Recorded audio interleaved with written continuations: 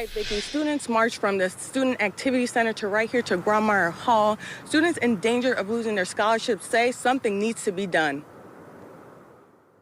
Education isn't right. That is why we have to fight. Education isn't right. That is why we have to fight. Students at U of L marched across campus Friday, fighting against legislation targeting diversity, equity, and inclusion programs.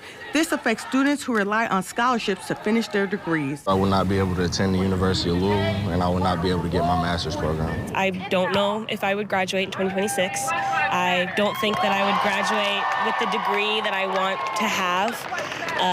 My scholarship programs would lose funding, lose resources. Students wrote postcards to legislatures on the South Plaza about a House bill that would prohibit discrimination based on religion, race, sex, color, or nationality, and would ban DEI policies that sponsors a bill called misguided.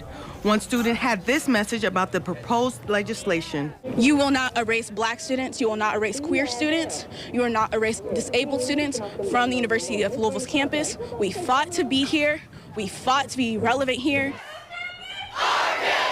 That's why students say it's important to have a diverse campus. I want to see students of color studying alongside me. I want to see students from other countries. I want to see students who maybe came from a rural area or a poor part of Kentucky. I want diversity because that's truly how we grow and how we learn. Freshman student Gabriel Rollins wants the opportunity to change the world. I'm the first person in this generation in my family to make it through college, to graduate.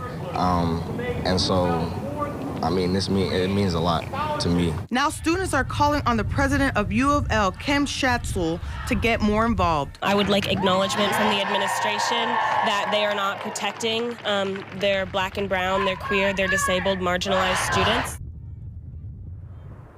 And a spokesperson tells us in a statement that the university respects the rights of all its students to voice their opinions on topics of importance to them. Reporting live on U of L campus, Joyce O'Geary, WLKY News.